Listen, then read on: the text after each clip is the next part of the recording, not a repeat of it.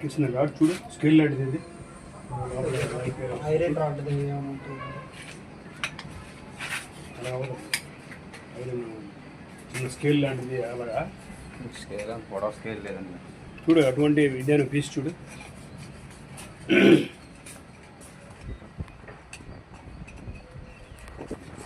ఎలా ఉందంటారు ఎలా అయింది డిపాజిట్ ఆల్మోస్ట్ 45 డేస్ అయిపోయిందండి